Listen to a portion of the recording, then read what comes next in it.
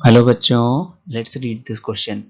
So the question says in a geometric progression consisting of positive terms, each term equals the sum of next two term.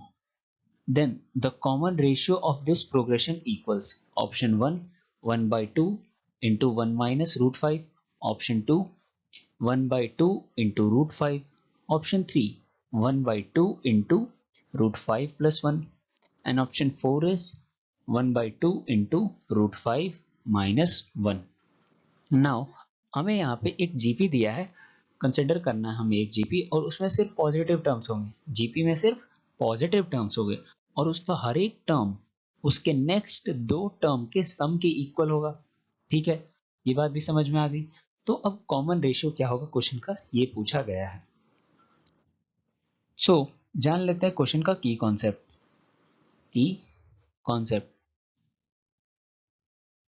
की concept जो है हमारा, वो हमारा quadratic equation से related है।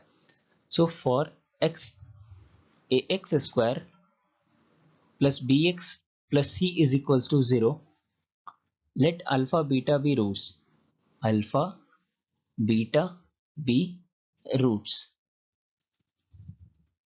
अब अल्फा बीटा की वैल्यू हम कैसे फाइंड करेंगे, alpha beta is equals to minus b plus minus under root b square minus 4ac upon 2a।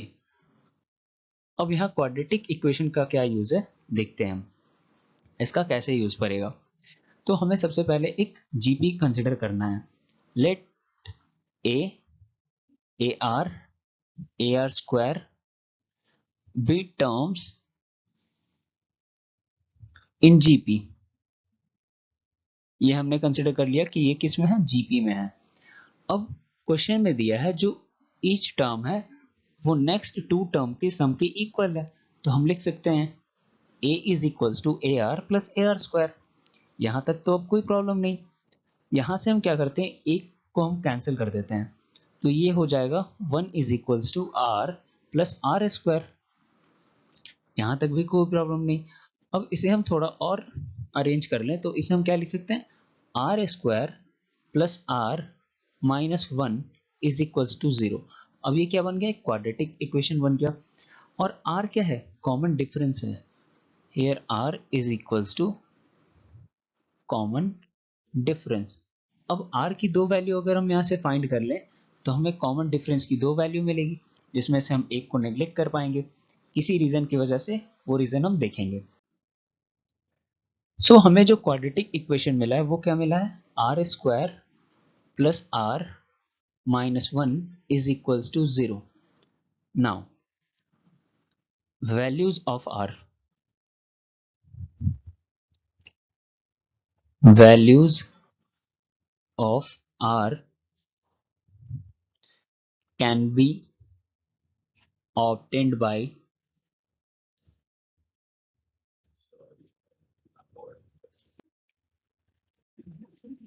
using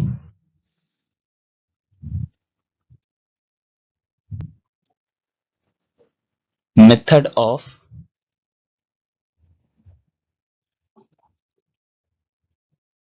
roots of quadratic equation, roots of quadratic equation.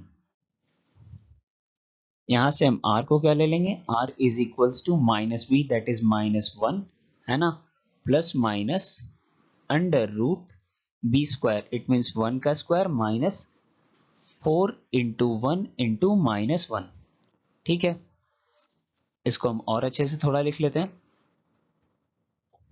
तो हमारा ये minus 1 plus minus under root b square that is 1 का square minus 4, हमारा ए भी 1 और सी minus 1। यहां तक तो कोई प्रॉब्लम नहीं। Divided by 2a that is 2। तो r की वैल्यू यहां से क्या मिल जाएगी, माइनस 1 प्लस माइनस, हमारा ये प्लस 4 हो जाएगा और ये प्लस 1 ऑलरेडी है तो प्लस 5 डिवाइड बाई 2। वहां से हमें r की दो वैल्यू मिली, कौन कौन सी मिली, r is equals to minus 1 प्लस it's plus root 5 only, plus root 5 by 2,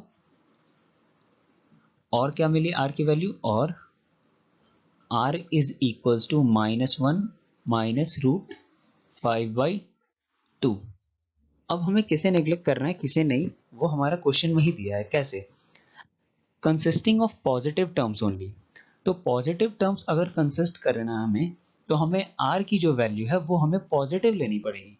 अगर हम यहाँ -√5 लेते हैं तो ये हमारा r क्या हो जाएगा, नेगेटिव हो जाएगा, और जो जीपी है वो हमारा डिक्रीजिंग हो जाएगा। तो पॉजिटिव टर्म आगे चल के नहीं मिलने वाला है हमें, है ना। तो जीपी जो है वो डिक्रीज कर जाएगा, एक टाइम पे नेगेटिव टर्म्स देने लगेगा। तो आर की जो वैल्यू ये है -√5 वाली, वो पॉसिबल नहीं है। So r is equals to -1 minus root 5 by 2 is not considered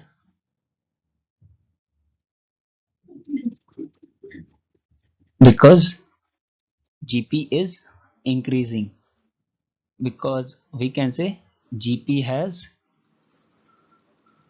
only positive terms. Positive terms, hence R is equals to -1 plus root 5 into 1/2 हम लोग लिख सकते हैं। और अरेंज्ड वे में लिखें तो हम लिख सकते हैं √5, लेट मी राइट, -1 इंटू 1/2, और इस अकॉर्डिंग हमारा जो ऑप्शन 4 है वो बिल्कुल सही है। So the final answer of this question is common difference is equals to √5 -1 into 1/2, and option 4 is correct, and we have got this answer by using our key concept of quadratic equation, in which we can find the roots by using the formula alpha of for an equation ax square plus bx plus c.